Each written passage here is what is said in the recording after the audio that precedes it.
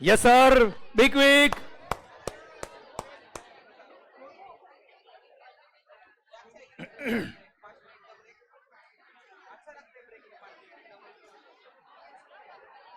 Okay sir.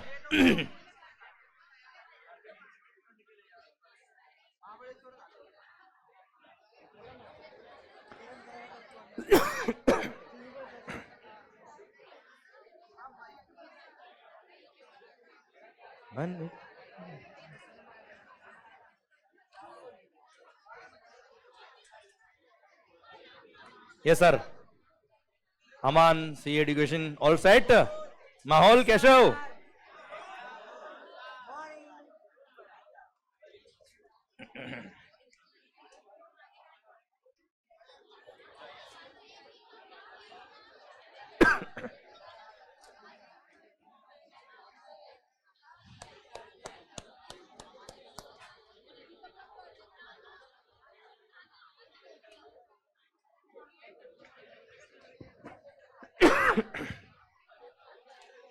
Yes sir, good morning.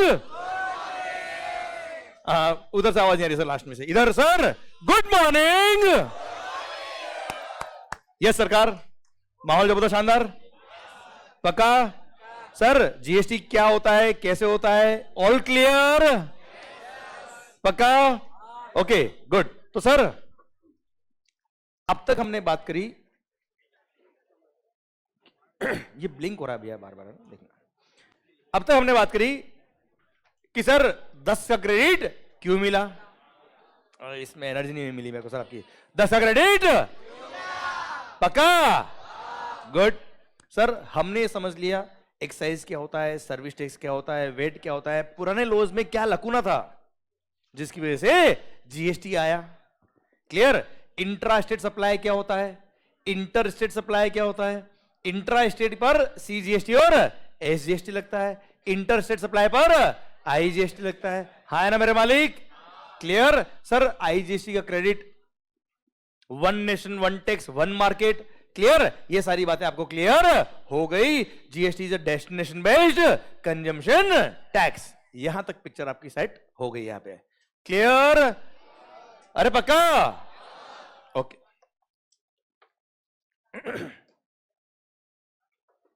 Sir अब यहां तक तो हमने एक ओवरव्यू लिया, एक पिक्चर समझी कि आखिर जीएसटी क्या होता है, आखिर जीएसटी क्यों आया और जीएसटी कैसे आया। अब जीएसटी क्या आया वो भी बात कर ले क्या सर? चलिए सरकार अब शुरू करते हैं actually the provisions of the GST. शुरू करें मालिक? अच्छा एक बार उससे पहले सब लोग दिल से समझ में आया कि नहीं आ रहे? पक्का ना सर? 100%। सर यू नो ये जो आपकी लाइफ का ये जो वक्त है, this is one of the most important time in your life. Clear?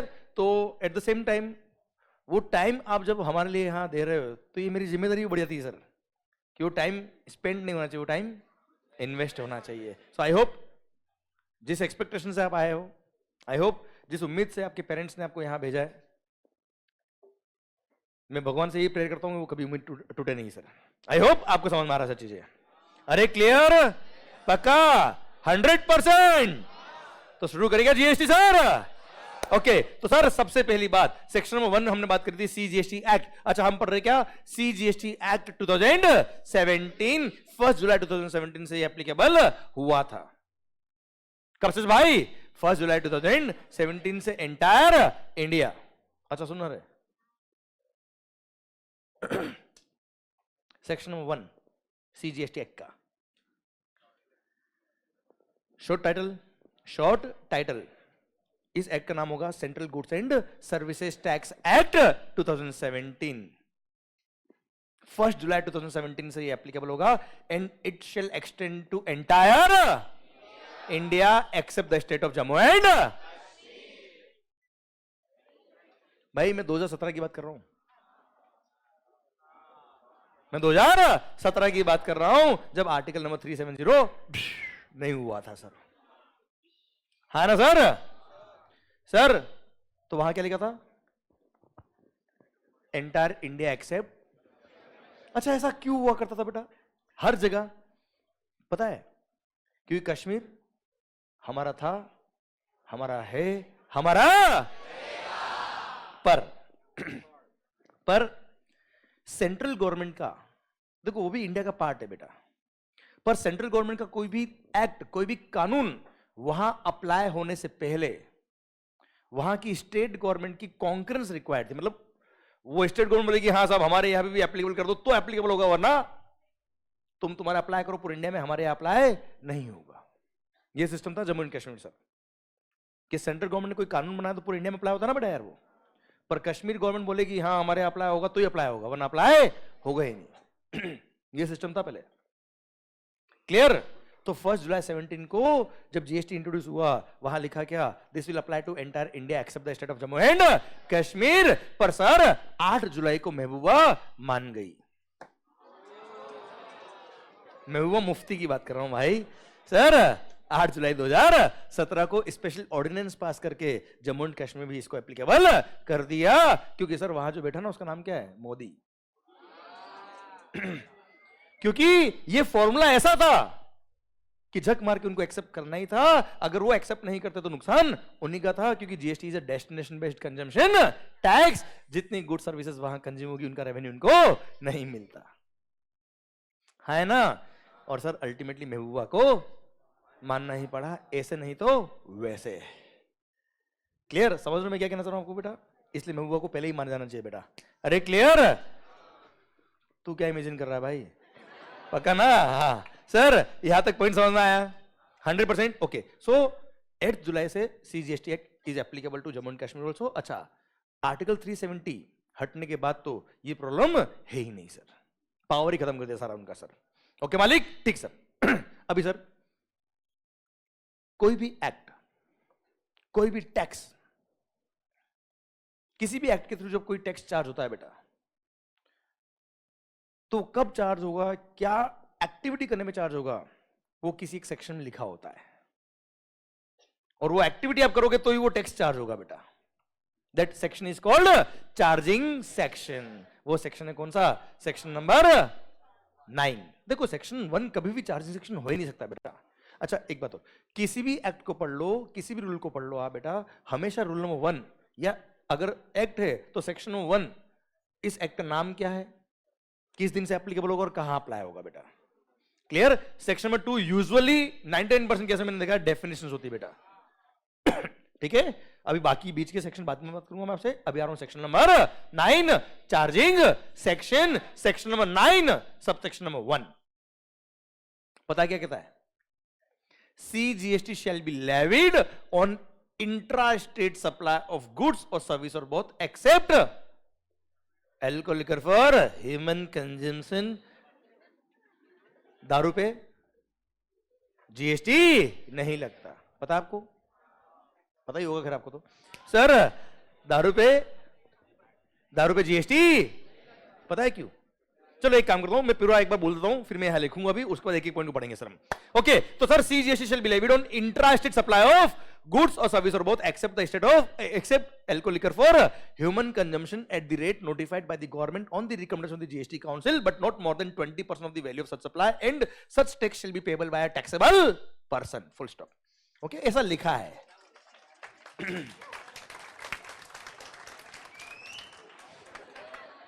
और हां 15 मिनट बाद अगर इस स्पीड से मैंने आपसे नहीं बुलवाया तो मेरी गारंटी सर। ओके? और मैं आपको याद नहीं करवाऊंगा। ओके याद? देखते सर।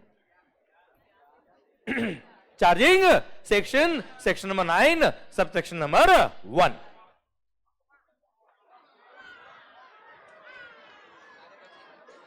बहुत भारी हो तुम लोग तो यार।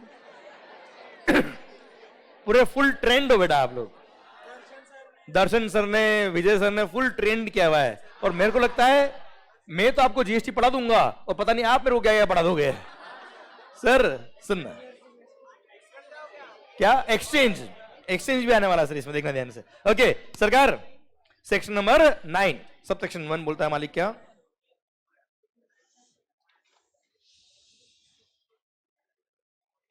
CGST shall be levied on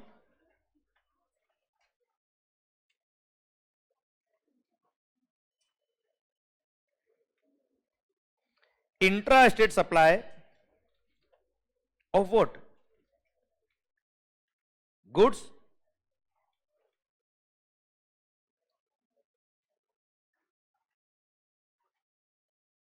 और सर्विसेज और both except alcohol liquor for human consumption, except alcohol liquor for human consumption. दारू समझ में आ रहा है बेटा आपको? बहुत जल्दी समझ में आएगा बेटा तो आपको। Except alcohol liquor for human consumption at the rate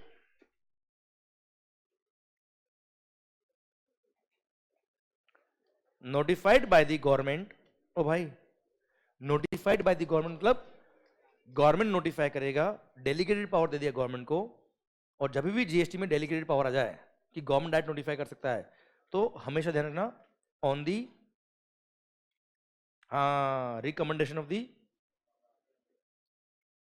जल्दी बताओ, recommendation of Modi ji, Amit Shah.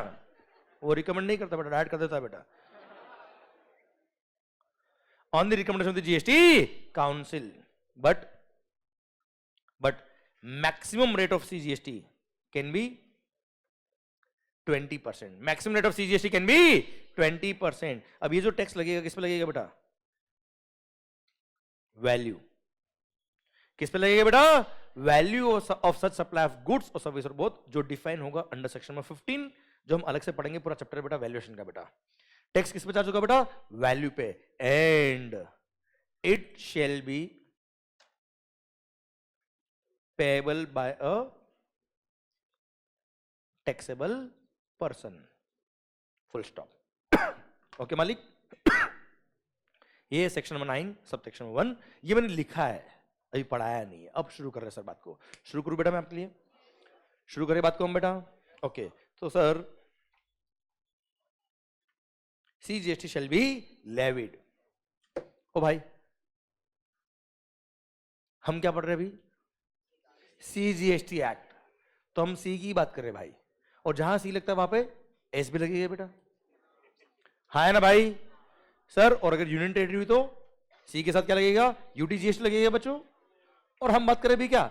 Intra state supply की। किसकी बात करें बच्चे? इंटर की बात नहीं कर रहे हैं। इंटर स्टेट सप्लाई पे क्या लगता है बेटा? आवाज ढंग से नहीं आ रही देखो यार। तो गला केवल मेरा खराब नहीं होना चाहिए, आपका भी खराब करके भेजूंगा मैं। Okay sir, CGST plus CGST plus, आई कौन बोला रहे? CGST plus SGST. समझे मेरी बात? Okay sir, intra state supply पर हाँ हम पढ़ रहे क्या बेटा? CGST act. Same section same words आपको मिल जाएंगे कहां? एसजीएसटी एक्ट के सेम सेक्शन नंबर के साथ में सब सेक्शन नंबर भी सेम बेटा। ओके मालिक? पर एसजीएसटी एक्ट हमारे कोर्स में नहीं आता बेटा, सीजीएसटी हमारे कोर्स में था, हम उसी की बात कर रहे हैं बेटा।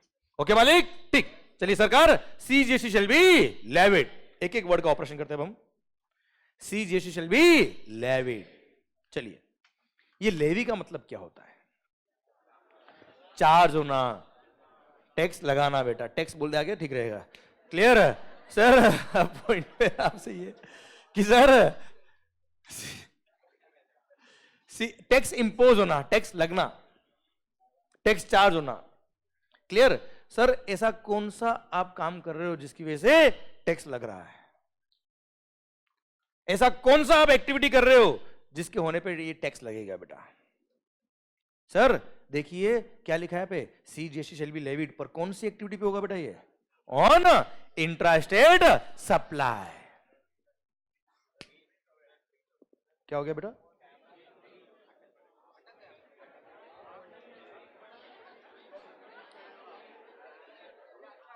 ओके,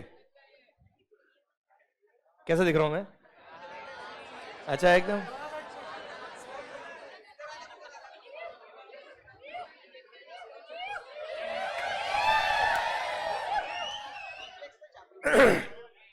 तो सरकार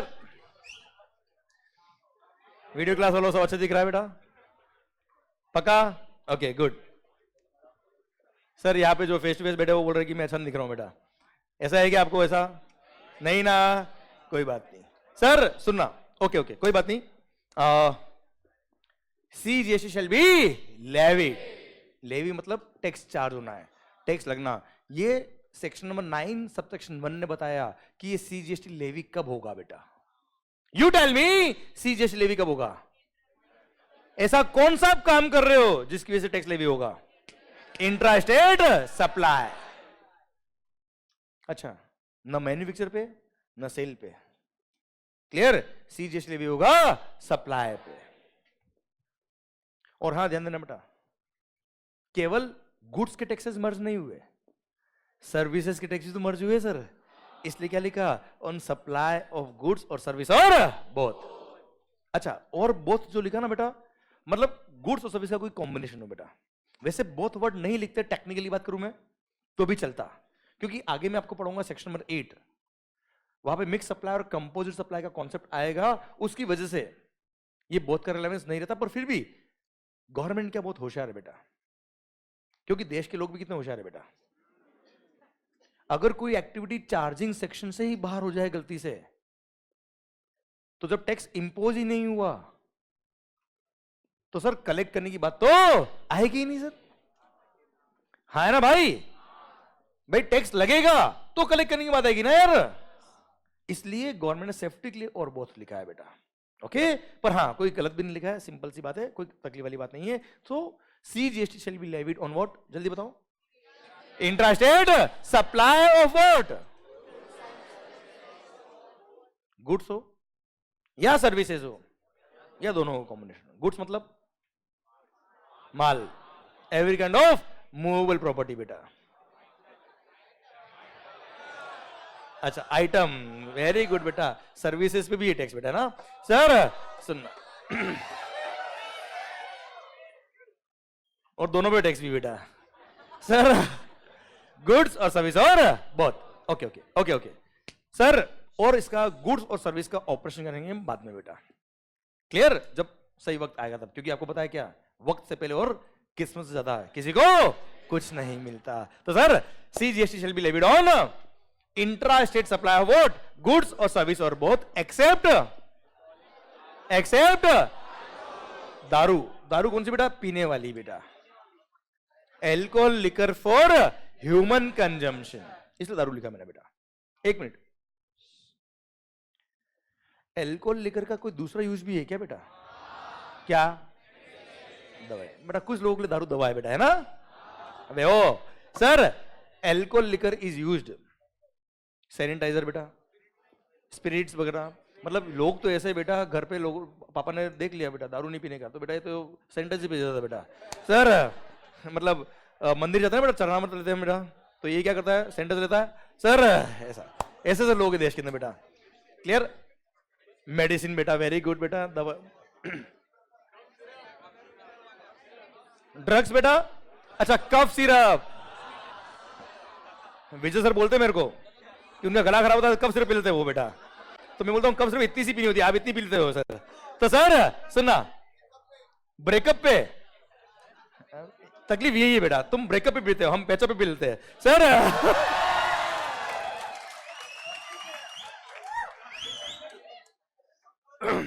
जो हमारा ना हो सका वो किसी और का क्या हो पाएगा। तो सर पॉइंट ये, alcohol liquor for human consumption. एक मिनट ओ भाई, alcohol liquor for human consumption पर GST नहीं लगता, पता है क्यों? क्योंकि बिफोर GST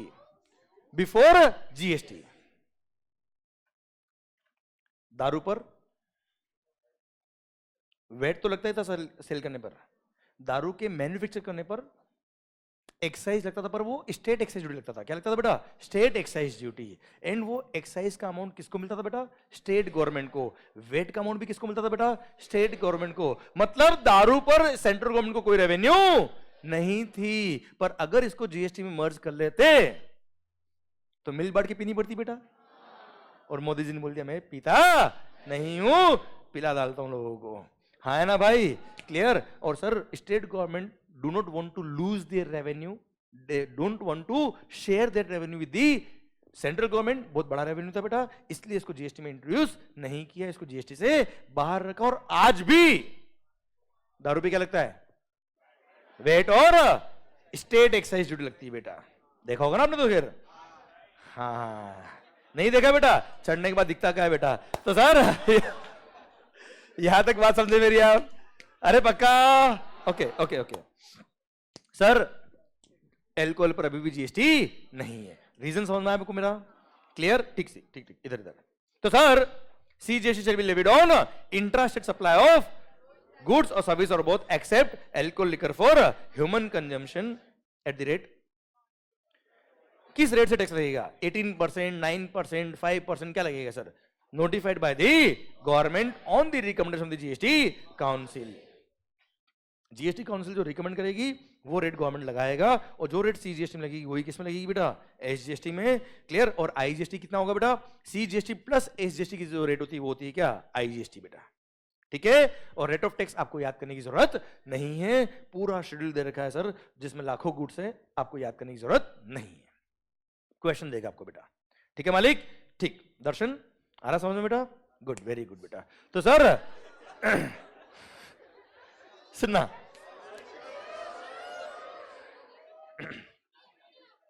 सुना सुना सर, अब maximum rate of GST, maximum rate of GST कितनी हो सकती है बेटा? सर एक minute, the rate of GST यहां एक्ट में लिख डाला, एक्ट में लिख डाला कि sir rate notified by the government on the recommendation of the GST council, but maximum rate of CGST can be 20%। Maximum rate of CGST can be 20 से ऊपर सीजीएसटी नहीं लगेगा। अच्छा, मतलब जीएसटी की रेट मैक्सिमम कितनी हो सकती है बेटा?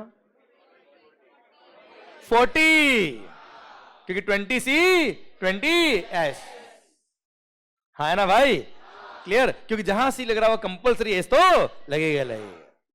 और यही अगर आईजीएसटी एक पढ़ेंगे तो maximum rate of IGST can be 40%। समझे मेरी बात बेटा?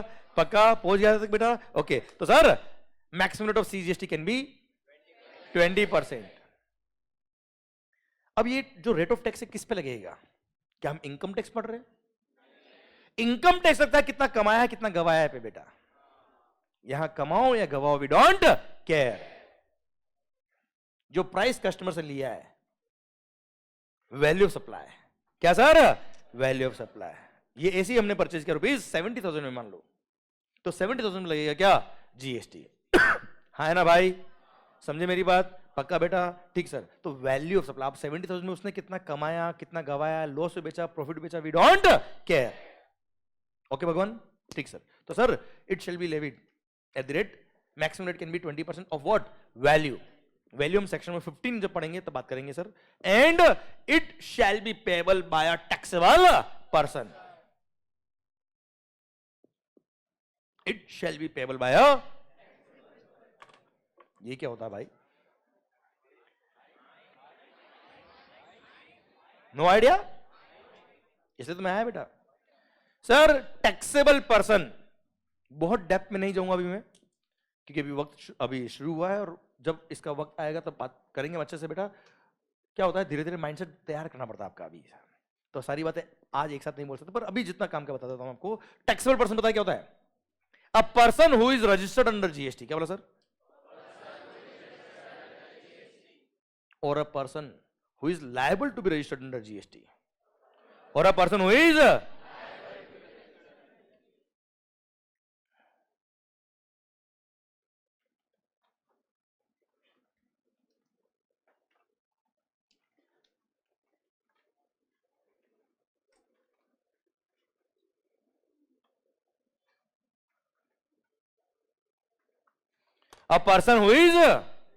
registered under GST or is liable to be registered under GST। बच्चों, अगर कोई पर्सन जीएसटी में रजिस्टर्ड है तो वो तो टैक्सेबल पर्सन है ही है, और जैसे वो टैक्सेबल पर्सन हुआ और उसने कोई भी गुड्स या सर्विस सप्लाई करी जिस पे जीएसटी लगता है तो उसको जीएसटी पे करना पड़ेगा बेटा, अगर वो रजिस्टर्ड है तो।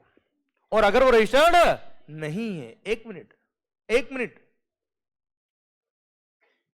अगर वो रजिस्टर्ड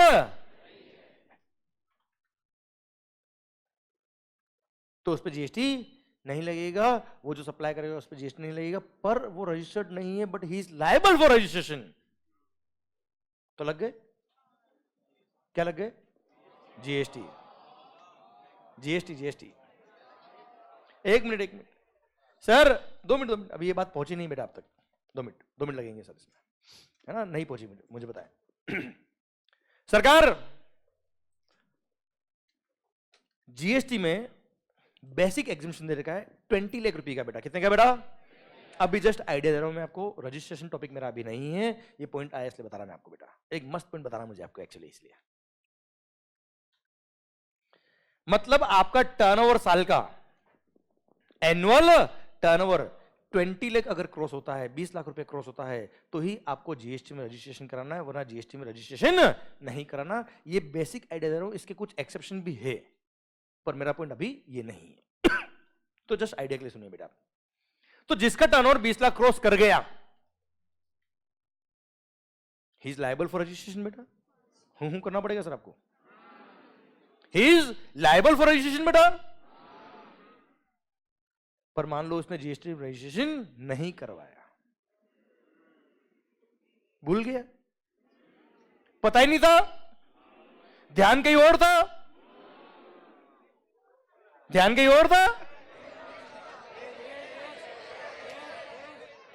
सर। अब पॉइंट ये आता है कि सरकार आपका टर्नओवर तो रजिस्ट्रेशन लिमिट को क्रॉस कर गया था, बट आपने registration, but you are a person who is liable for registration, and if you are a person liable for registration, then you are a taxable person. एक minute, थोड़ा 2 minute है ना, थोड़ा डेप्थ में जाके देखो, डेप्थ में जाना इतना इंपॉर्टेंट नहीं है जितना डेप्थ से जाके वापस बाहर आना है बेटा।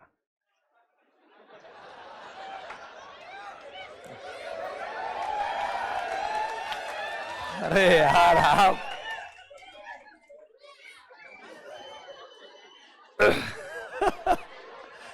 आप बहुत भारी हुए, मैं कह रहा हूं ना आप,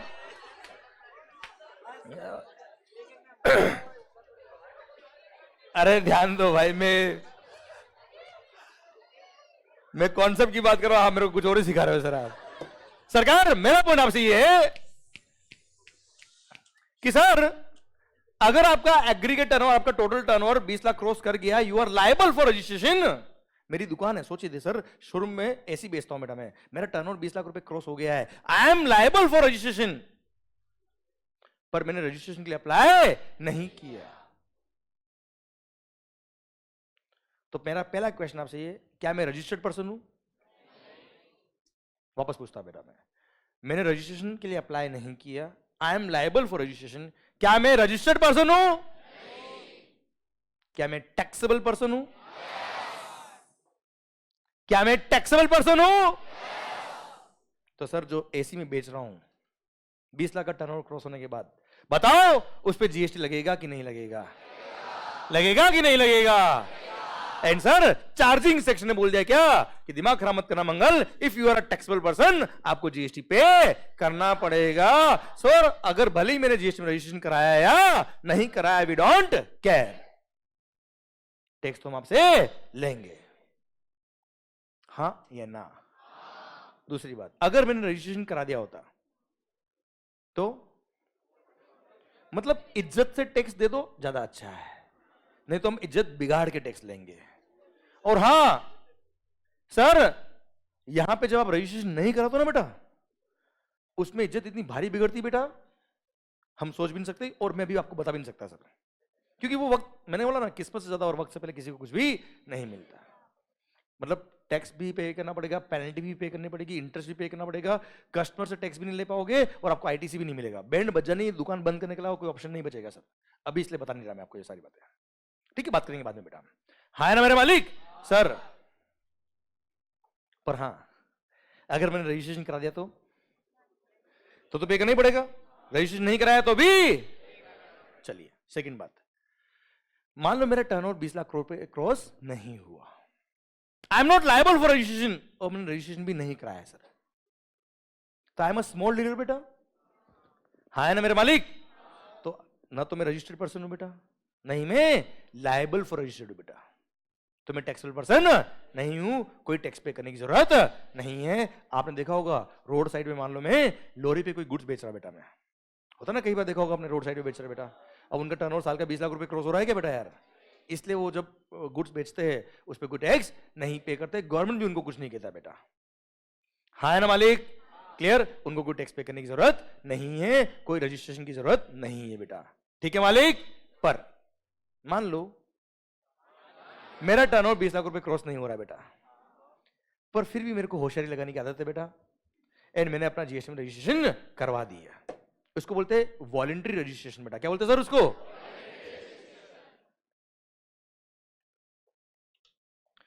मेरा टर्नओवर 20 लाख रुपए क्रॉस नहीं हुआ, I am not liable for registration but I have applied for registration voluntarily,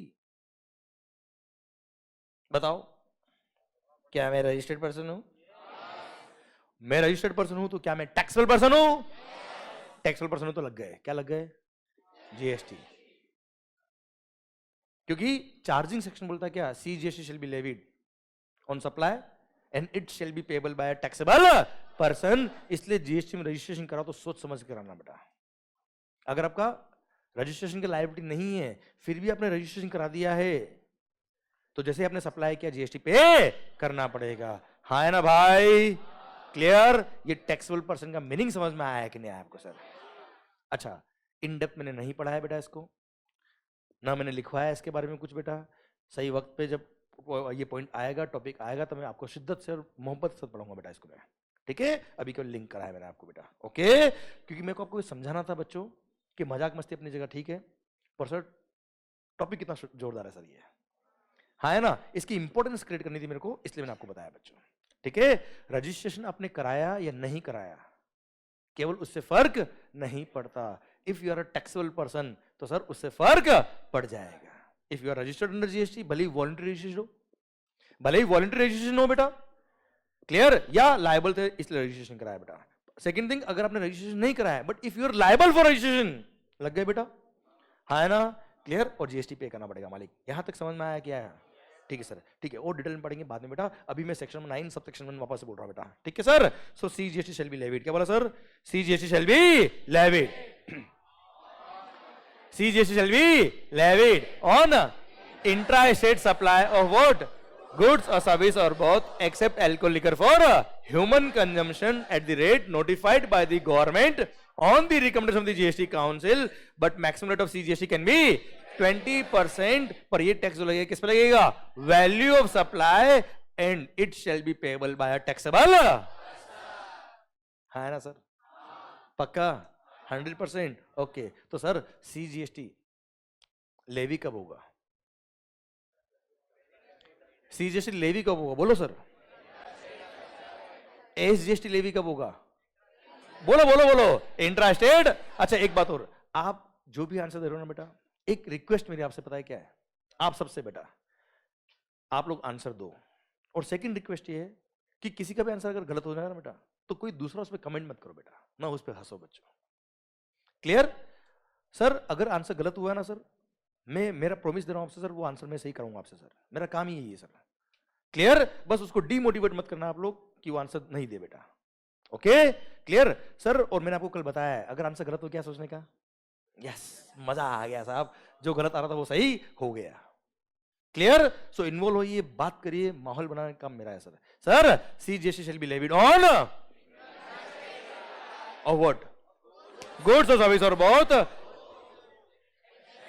accept alcohol liquor for human consumption, और है ना भाई, clear, and it shall be payable by taxable person, अरे यस या no, पक्का, चलिए सर, सीजीएसटी लेवी कब होता है बेटा, intra state supply, CGST levy कब होता है बेटा, intra state supply, clear, SGST levy कब होगा, इंटर स्टेट, एसजीएसटी लेवी कब होगा बेटा, intra state supply, clear, IGST levy कब होगा बेटा, इंटर स्टेट सप्लाई, जो सेक्शन नंबर 5, जो सेक्शन नंबर 9 सब सेक्शन 1 हमने पढ़ा है, जो सेक्शन नंबर 9 सबसेक्शन 1 हमने पढ़ा है, same section number 9 subsection 1 SGST act का भी बेटा है ना। और सर खास बात same section number 5, same section number 5 subsection 1 है किसका, आईजीएसटी एक्ट का। तो मैं चाहता हूं एक बार आईजीएसटी एक्ट का भी सेक्शन नंबर 5 सबसेक्शन 1 आप बोल दे बेटा। तो बोलो सर, आप सोच के बताओ मुझे क्या लिखा होगा। सेक्शन नंबर 5 सबसेक्शन 1 में लिखा होगा क्या, IGST shall be levied on inter state supply of what, goods और सर्विस और both except alcohol liquor for human consumption at the rate notified by the government, but maximum rate of IGST can be 40%. हाँ sir, IGST can be 40 क्योंकि IGST is the sum total of CGST and SGST, so maximum rate of IGST can be 40% of what, value of such supply and it shall be payable by taxable। हाँ ना मालिक, पक्का। बस मैं ये चाहता हूं बेटा कि आपके कॉन्सेप्ट ऐसे क्लियर करूं सर कि नेक्स्ट पॉइंट अपने आप बोल दे बेटा। क्लियर सर, मैं आपको यही समझा रहा हूं 2 दिन से कि कोई भी प्रोविजन आप पढ़ो ये समझो वो क्यों हो रहा है और कैसे हो रहा है, क्या हो रहा है अपने आप समझ में आएगा। क्लियर। और मैं कह रहा हूं चीजों को याद करने की कोशिश मत करो, चीजों को सोल्व करने की कोशिश करो। जब आप चीजों को सोल्व करने की कोशिश करोगे ना सर, उसको याद करना नहीं पड़ेगा सर आपको। ओके बच्चों, ठीक सर। तो सर सीजीएसटी लेवी कब होता है बेटा, intra state supply, SGST, UTGST, intra state supply. अगर आप यूनियन टेरिटरी के अंदर इंट्रा स्टेट सप्लाई करो तो सीजीएसटी और यूटीजीएसटी लगेगा बेटा, हाँ है ना भाई। आईजीएसटी, अच्छा सीजीएसटी कब लगेगा, इंट्रा स्टेट सप्लाई। आईजीएसटी मतलब सर सी हो या एस हो या आई हो, जीएसटी लेवी कब होता है साहब, इंटर हो या इंट्रा हो, सी हो या आई हो। सर जीएसटी कब लेवी होगा, सप्लाई पर। सर मतलब अल्टीमेटली आप ये कहना चाह रहे हो कि सर जीएसटी लेवी कब होता है बेटा, सप्लाई पे, हाँ है ना भाई। मैंने ना सीजीएसटी लिखा है ना आई लिखा है बेटा, क्लियर। अच्छा एक मिनट ये होशियारी। तो एक चीज मुझे और बताना सर लास्ट आप, सर मैं पूछूंगा भले 2 बार पूछूंगा, आप आंसर देंगे बेटा, भले ही सेम क्वेश्चन का आंसर देंगे बेटा, पक्का। तो आप मुझे बताओ ऐसा वो कौन सा इवेंट है जिसके होने पे जीएसटी लगता है, ऐसा कौन सा वो इवेंट है जिसके होने पे ये पर्टिकुलर टैक्स एप्लीकेबल होता है, ऐसा वो कौन सा इवेंट है जिसके होने पे टैक्स एबल होता है बेटा। So what is the taxable event under GST, what is the taxable event under GST, Bharat माता की जय। So taxable event under GST is supply. Taxable event का मतलब क्या होता है, वो इवेंट जिसके होने पे कोई पर्टिकुलर टैक्स लगता है, वो इवेंट जिसके होने पर कोई पर्टिकुलर टैक्स लगता है इज कॉल्ड टैक्सेबल इवेंट। बताओ एक्साइज का टैक्सेबल इवेंट क्या है, एक्साइज का टैक्सेबल इवेंट क्या है, manufacture of the goods. VAT का सेल ऑफ गुड्स, सर्विसेज का सर्विसेज प्रोवाइड करना बेटा, हाँ है ना भाई। सर इंपोर्ट ऑफ गुड्स और एक्सपोर्ट ऑफ गुड्स पे क्या सुनना, इंपोर्ट ऑफ गुड्स और एक्सपोर्ट ऑफ गुड्स पे क्या लगता है बेटा, कस्टम्स। तो कस्टम्स का टैक्सेबल इवेंट क्या है, import of goods and export of goods बच्चों, हाँ है ना भाई। मतलब आप समझ रहे हो मैं क्या समझा रहा हूं आपको बेटा।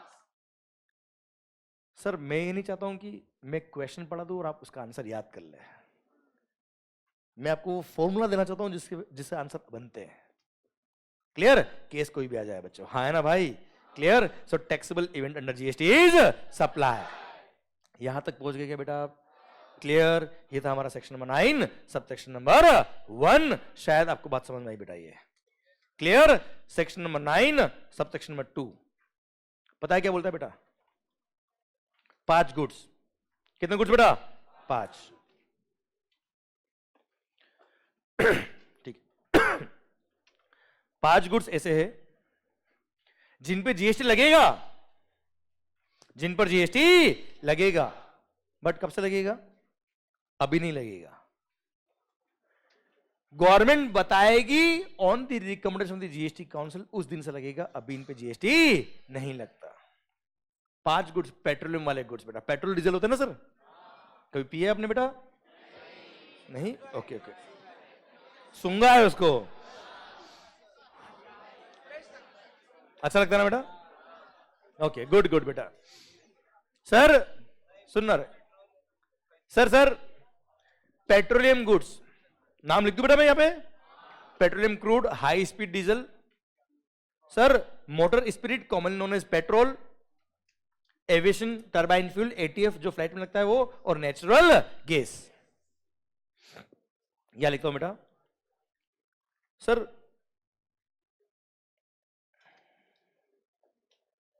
ये वैसे नाम बुक में लिखे बेटा, petroleum crude,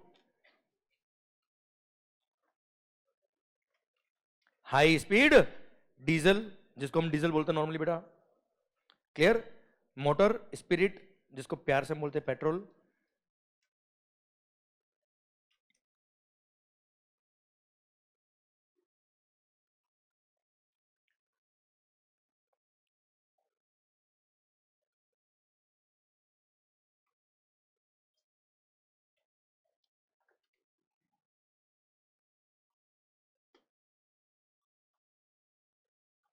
aviation turbine fuel ETF.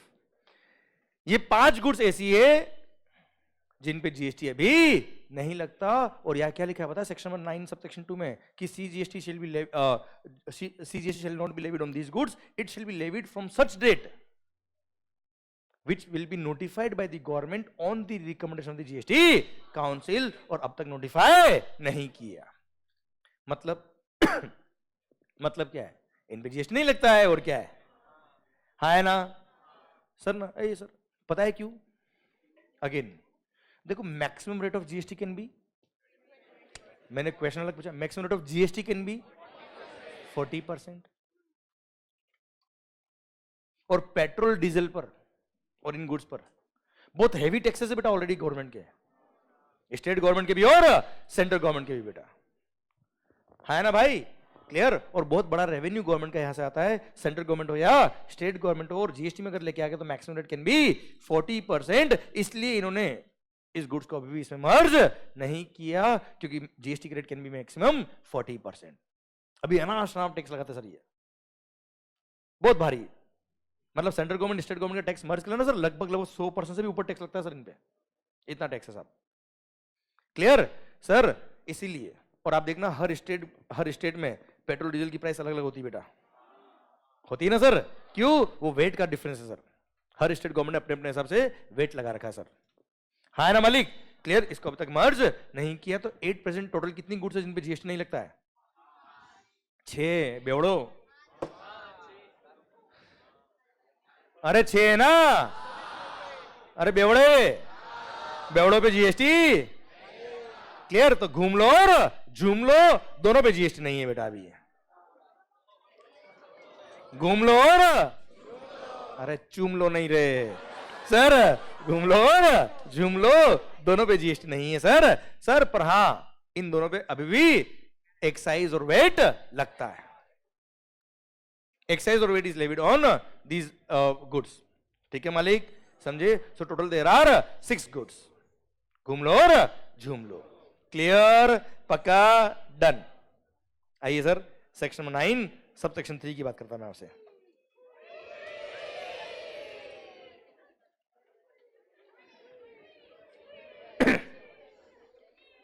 वो जोरदार लोग हो आप तो यार।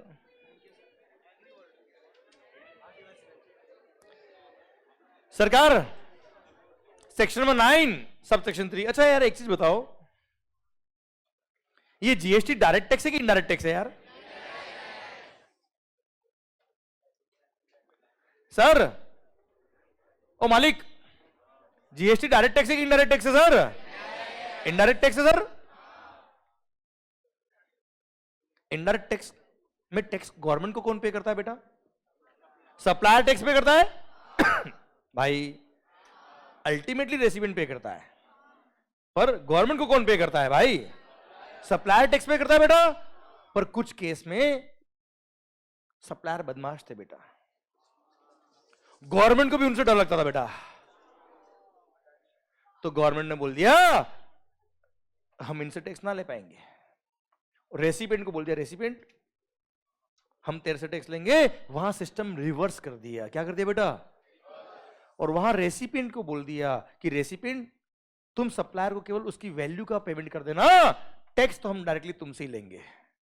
ऐसे कुछ एक्सेप्शनल केस है। क्लियर? वहां सिस्टम क्या कर दिया बेटा? बोलो ना यार। वहां टैक्स कौन पे करेगा? रेसिपिएंट। क्लियर? सिस्टम क्या कर दिया बेटा? इसलिए उसको बोलते हैं रिवर्स चार्ज मैकेनिज्म। क्या बोलते हैं बेटा उसको? Reverse charge mechanism.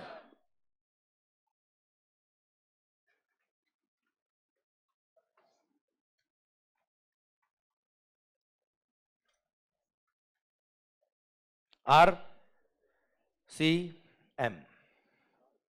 Reverse charge mechanism. और यूजुअली नॉर्मल कोर्स में जो टैक्स पे होता है वो होता है फॉरवर्ड चार्ज मैकेनिज्म बोलते हैं उसको। सर क्या बोलते हैं सर उसको?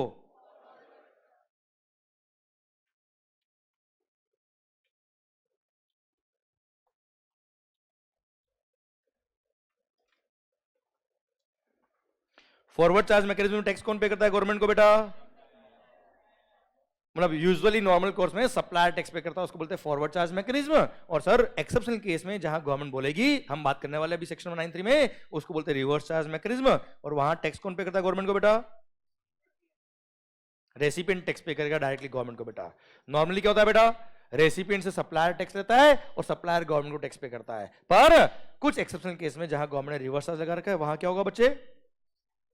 रेसिपिएंट सप्लायर को टैक्स पे नहीं करेगा, डायरेक्ट रेसिपिएंट किसको टैक्स पे करेगा बेटा?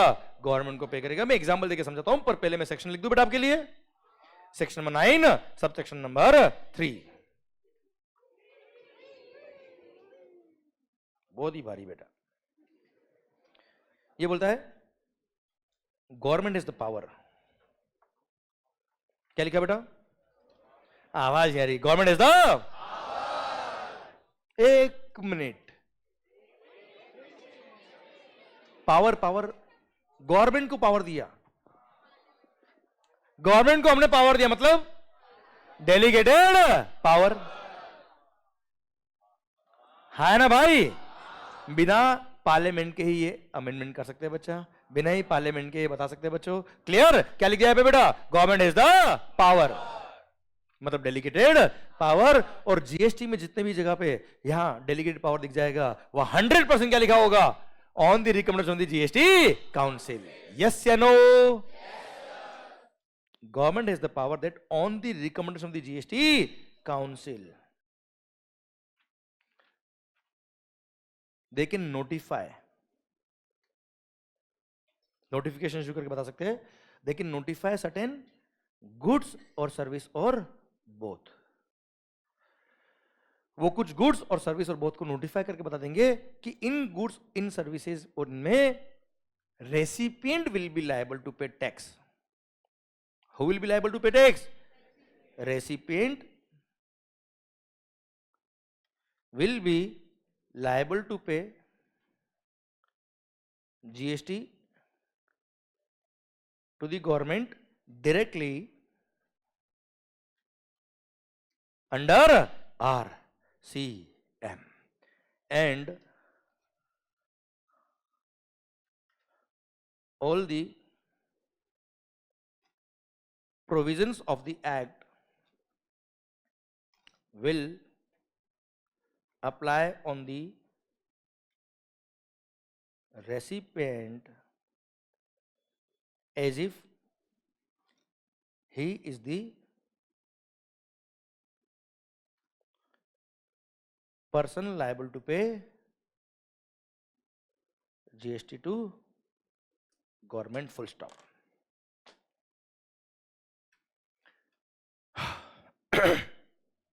अच्छा, आपको समझ में आ रहा बेटा सब कुछ? यू कंफर्टेबल ना बेटा? क्लियर? ठीक सर। अच्छा, जैसे आप लिखते हो बेटा कुछ, अगर मान लो लिखते लिखते कुछ पेंडिंग रह जाए और मैं आगे निकलता हूं, तो I will give the time to have a click, है ना? तो आप बाद में क्लिक कर सकते हो बेटा। ओके, ठीक है बच्चों, ये भी कंफर्टेबल तो है ना आपको सर? पक्का ना बच्चों? ठीक ठीक। देखो मेरा अल्टीमेट एम क्या है सर, हम यहाँ पे जितना टाइम है वो इफेक्टिव इतना अच्छा यूज करें सर कि वो हमारा माइंड बिल्कुल फ्लो में चलता रहे और सर पढ़ाई अपनी अच्छी हो बेटा। Okay sir. सरकार, गवर्नमेंट इज द पावर। क्या बोला मालिक? Government is the power that on the recommendation of the GST council they can notify certain goods और सर्विस और बोथ। और नोटिफाई करके बोल देंगे क्या, इन नोटिफाइड गुड्स और सर्विस और बोथ में रेसिपिएंट लायबल होगा टैक्स पे करने के लिए under reverse charge mechanism to the government directly. और जहां पे भी रिवर्स चार्ज लगेगा वहां पर all the provision of the act will apply on the recipient as if he is the person liable to pay GST to the government directly. मतलब ये है कि यहां ऑप्शन नहीं है, यहां ऑप्शन, यहां बोल दिया रेसिपिएंट तुमको टैक्स पे करना, मतलब तुमको ही टैक्स पे करना है, बात खत्म। क्लियर? हम तो टैक्स आपसे ही लेंगे, तुमने सप्लायर को पे कर दिया, we don't care, will collect the tax from you only. अच्छा, गवर्नमेंट ने भी सोच समझ के रखे कैसे, जैसे कोई, जैसे फॉर एग्जांपल कोचिंग फीस है बेटा, आपने कोचिंग फी दिया तो उसमें रिवर्स चार्ज नहीं लगाया बेटा, क्योंकि वो स्टूडेंट्स को थोड़ा जीएसटी में रजिस्ट्रेशन कराएंगे, टैक्स पे करेंगे, रिटर्न फाइल करेंगे बेटा यार। वहां सप्लायर समझदार लोगे बेटा वैसे भी। अबे कोई डाउट है क्या? तो सर वो टैक्स गवर्नमेंट को पे कर देंगे बच्चों, पर कुछ केस में जहां गवर्नमेंट को लगा कि हमसे ना हो पाएगा वहां रिवर्स चार्ज लगाया। मैं एक दो एग्जांपल दूं क्या आपको बेटा यार? तो क्या मजा आ जाएगा जीवन में सर, आपको दे दूंगा एग्जांपल मस्त वाले सर। चलो सर, शानदार वाला एग्जांपल दूं या ऐसे ही दे दूं? शानदार दूं? पक्का? जबरदस्त? चलो सर, माहौल जबरदस्त शानदार। आउट ऑफ इंडिया से सुनना, मस्त पॉइंट। एग्जांपल भी मैं आपके हिसाब से बनाता हूं सर, ठीक है? रशिया, वो तो सर्विस ऐसी बेटा,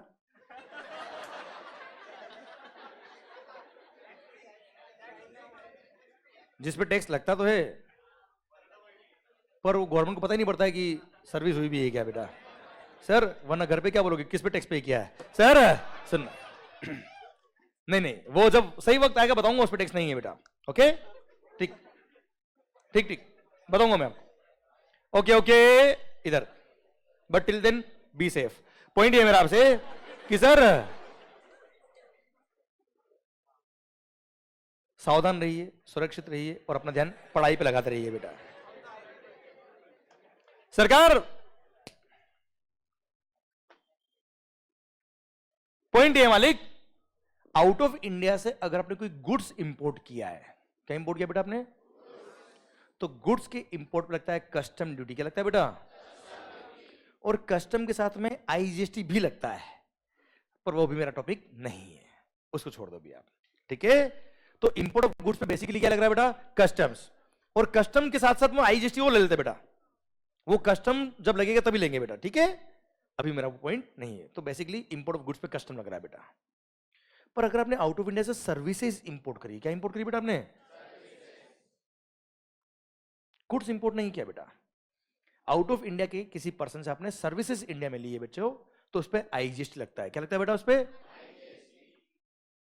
ठीक है? हम इंटरस्टेट सप्लाई जब देखेंगे तब उसमें आता है कि ये इंटरस्टेट सप्लाई के स्कोप में आता है और उस पर आईजीएसटी लगता है। वैसे ये इंटरनेशनल है ट्रांजेक्शन, आउट ऑफ इंडिया से रशिया से आपने सर्विस ली बेटा इंडिया में? यस मतलब क्या है? हमने तो कभी ली नहीं बेटा, आपने ले ली sir. Sir out of India से आपने इंडिया में सर्विसेज ली, तो वैसे ये इंटरनेशनल ट्रांजेक्शन है, पर for the purpose of GST इसको क्या बोलते हैं बेटा? Inter state. हम पढ़ेंगे ऐसा आईजीएसटी एक्ट में बेटा, अगर आपके सिलेबस में होगा तो, ठीक है? तो सर इस पे क्या लगता है बेटा? आईजीएसटी। क्या लगता है बेटा? आईजीएसटी, ठीक है? अब एग्जांपल दूंगा तो मजा आएगा सर आपको। तो अभी मैंने बताया आपको इंपोर्ट ऑफ सर्विस पे क्या लगता है बेटा? Import of service, import of service, अरे इंपोर्ट ऑफ गुड्स लगता है कस्टम्स। इंपोर्ट ऑफ गुड्स पे क्या लगता है? कस्टम्स। इंपोर्ट ऑफ सर्विस पर आईजीएसटी। वैसे इंपोर्ट ऑफ गुड्स पे कस्टम प्लस आईजीएसटी लगता है, पर वो छोड़ो। सर इंपोर्ट ऑफ सर्विस पे क्या लगता है बेटा? यह था समझ में आपको मेरा? पक्का बेटा पॉइंट? ओके, मान लो आउट ऑफ इंडिया से इंडिया में सर्विसेज ली बेटा, सर्विस सप्लायर था कौन? Mister Don. डॉन से सर्विसेज ली इंडिया में किसने? मिस्टर कौन ने। डॉन से सर्विसेज इंडिया में ली किसने? कौन ने।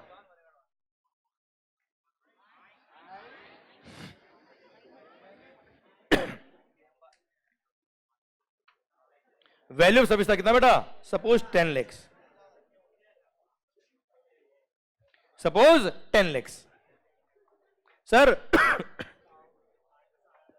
आउट ऑफ इंडिया से आपने सर्विसेज इंपोर्ट करी बेटा।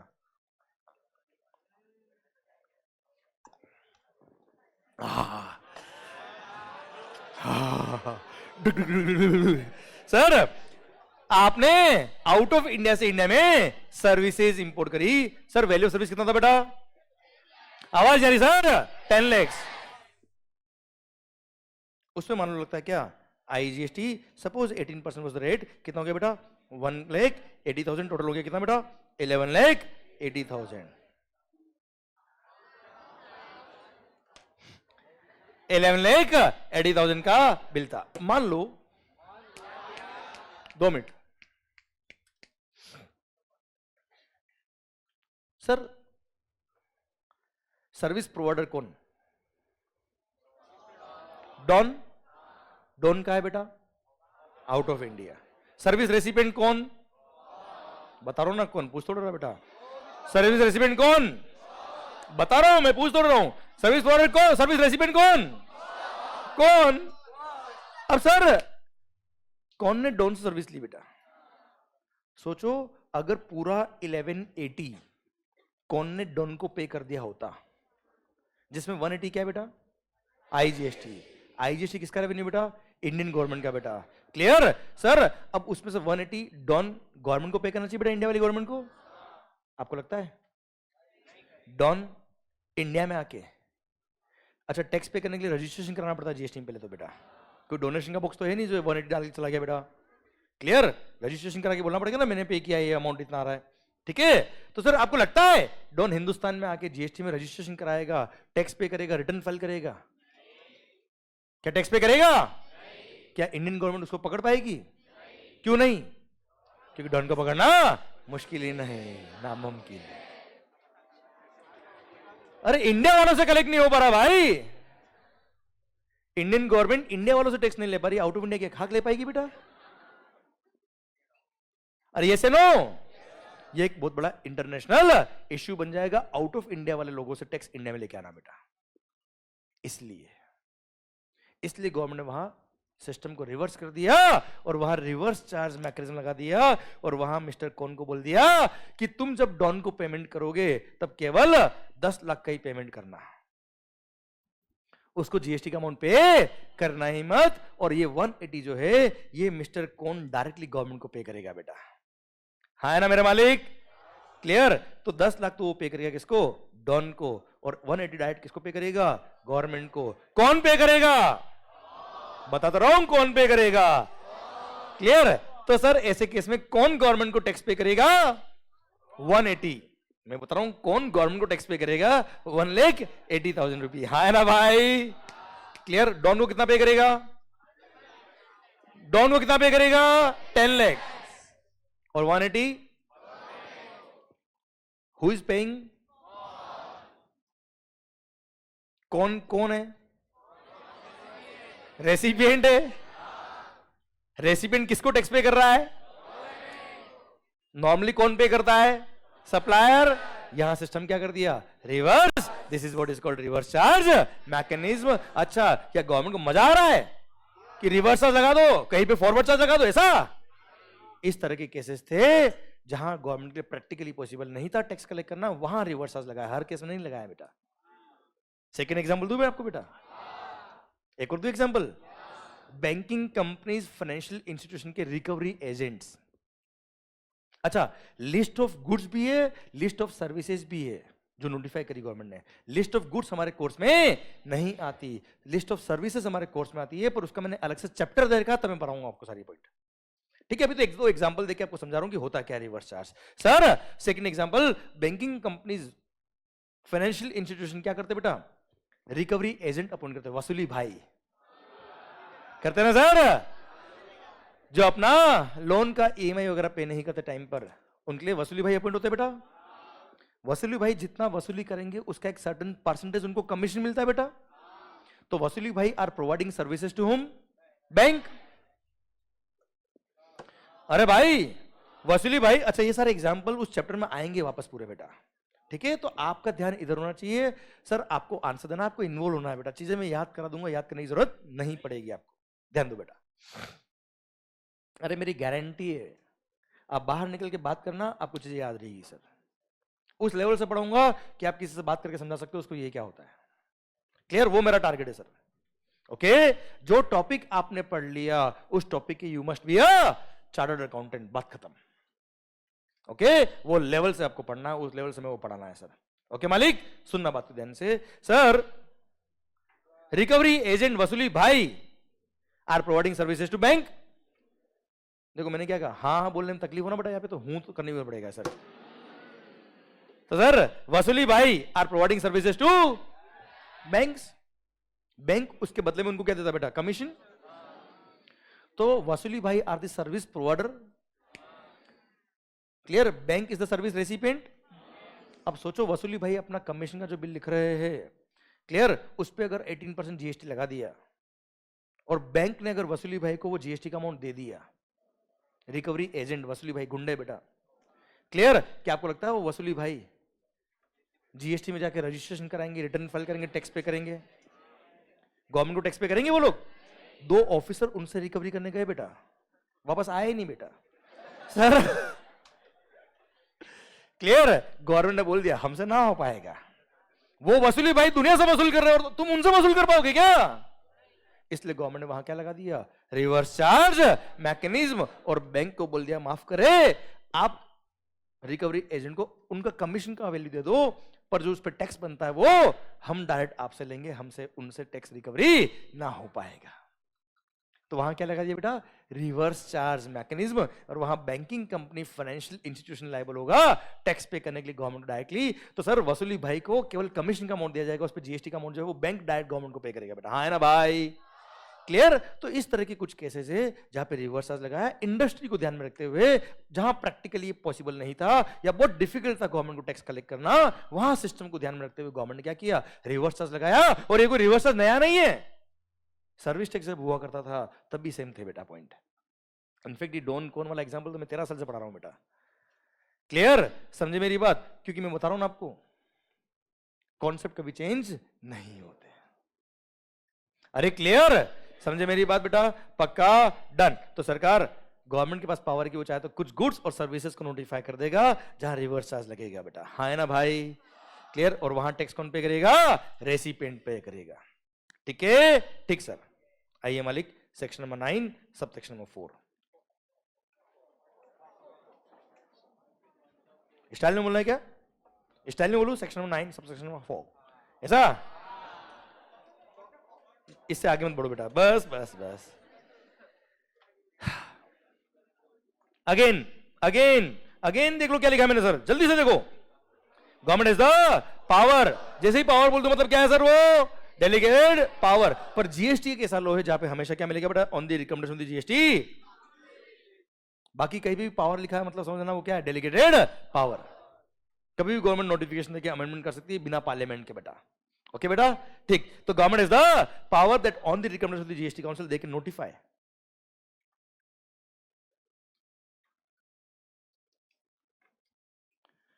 they can notify certain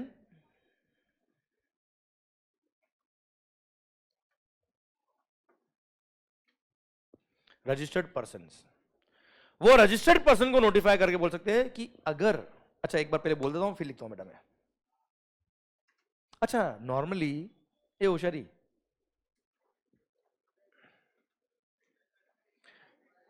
क्या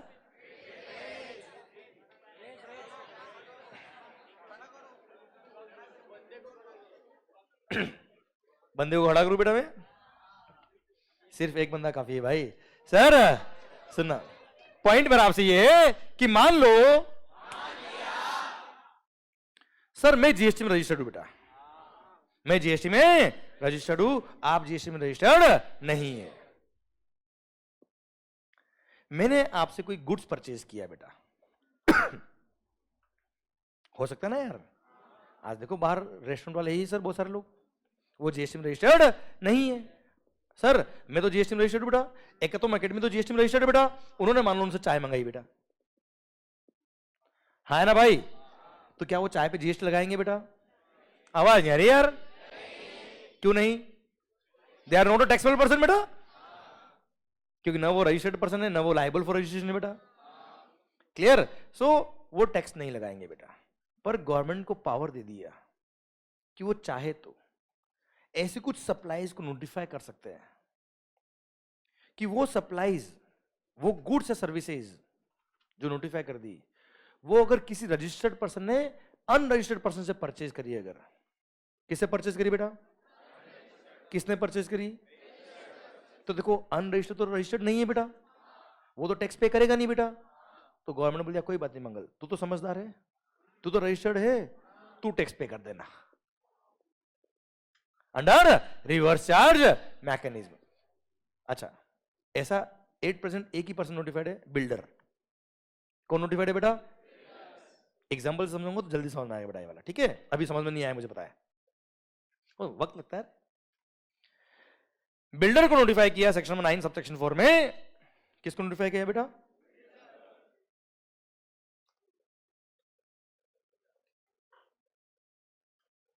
बस एक ही पर्सन नोटिफाइड है, बिल्डर, जिसको प्यार से लीगल लैंग्वेज में बोलते हैं क्या? डेवलपर। क्या बोलते हैं सर? या प्रमोटर? चलो छोड़ो ना, अभी बाद में बताऊंगा मैं आपको, अभी इसका चैप्टर आएगा तो बताऊंगा। प्रमोटर बोलते बेटा उसको, वैसे आप बिल्डर लिख दो अभी, आप टेम्पररी इधर इधर, ए होशियारी, बिल्डर से क्या जल्दी समझ में आएगा सर आपको। प्रमोटर लिखा है लॉ के अंदर, ठीक है? होशियारी, बिल्डर, बिल्डर को बोल दिया कि बिल्डिंग बनाने के लिए तूने सीमेंट जो परचेज करी है वो रजिस्टर्ड पर्सन से ही परचेज करना। किसे परचेज करना बेटा? तो रजिस्टर्ड पर्सन मान लो आप हो, सीमेंट के डीलर हो बेटा आप क्या बेचते हो बेटा? सीमेंट के डीलर हो आप, जीएसटी में रजिस्टर्ड हो आप। सब जब सीमेंट का बिल मेरे को लिखेंगे, क्या लगाएंगे बेटा बिल पे? जीएसटी। अरे क्या लगाएंगे बिल पे?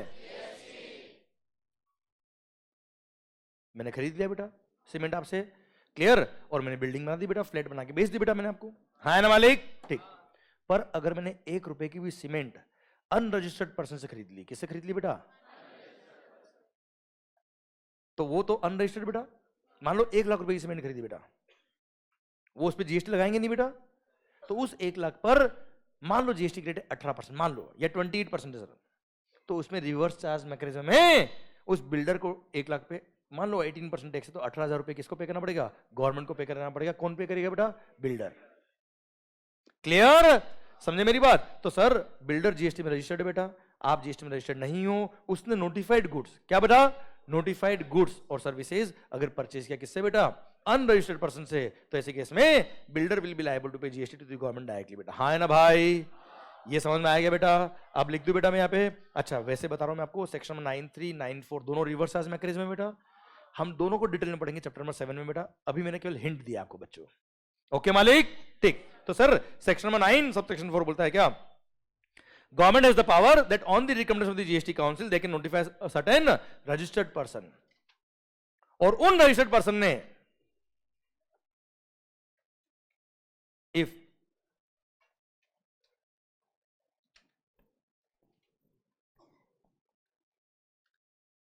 आरपी मतलब registered person, if such registered person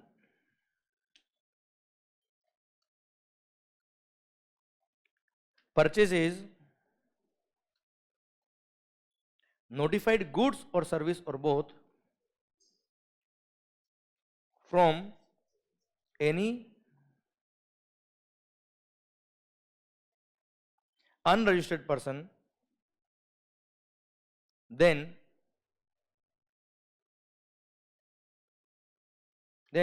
recipient मतलब registered person shall be liable to pay GST to the government directly under reverse charge mechanism and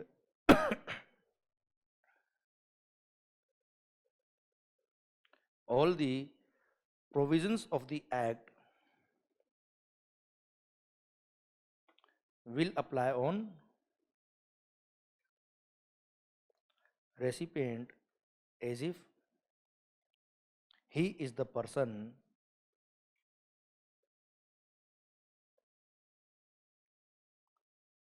liable to pay GST to the government.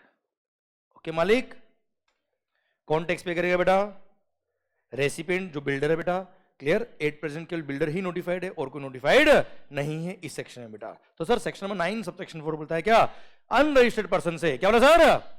Unregistered person से notified category of registered person ने notified category of goods और service purchase किया तो recipient जो registered है वो tax पे करेगा अंडर आरसीएम बेटा. हाँ है ना भाई? अरे यहां तक बात समझ में आई? अरे यस या नो? क्लियर? ये था सेक्शन नंबर 9 सब सेक्शन नंबर 4. अब ये क्या? सेक्शन नंबर, हाँ बस एक सेकंड. सेक्शन नंबर 9 सब सेक्शन नंबर 5. अच्छा, आपने कभी ओला, उबर, रैपिडो नाम सुना है क्या? ये कवर है सेक्शन नंबर 9 सब सेक्शन 5 में और ये लोग लायबल होंगे, पर ये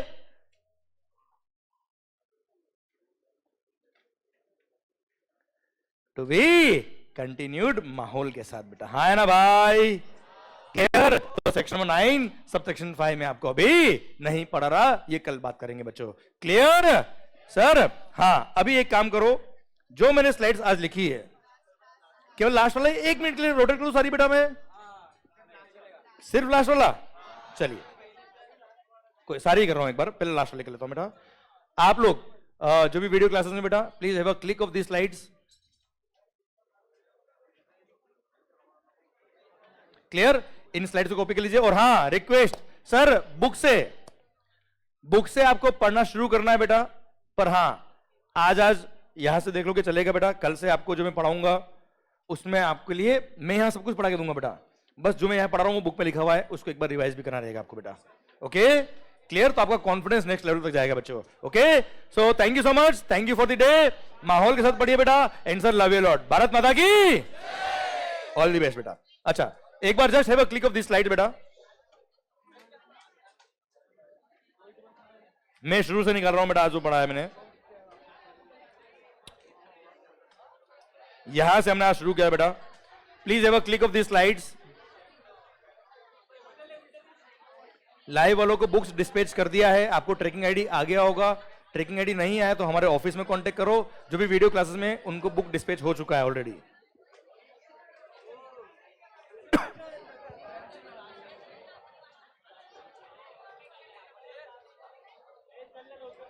और जो हमने आज पढ़ा है प्लीज उसको एक बार रिवाइज जरूर करिएगा आपके एंड पर.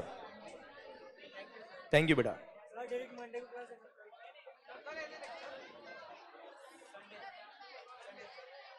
संडे मेरे ख्याल से क्लास नहीं है कल. Okay, Monday. अच्छा, अब तो मंडे मिलने वाला हम. कल छुट्टी आपकी? मजा जीवन में, माहौल जबरदस्त, शानदार. ऑल द बेस्ट बेटा. पर ये केवल इसी संडे हो रहा है बेटा आपके लिए ना. अगले संडे क्लास हो जाएगी सर, देखेंगे सर. ओके, चलिए सरकार, thank you so much. All the best. Have a good day. Thank you so much for your patience. Thank you so much. माहौल, thank you sir, thank you so much. कर दो stop. Video class वाले bye bye. माहौल.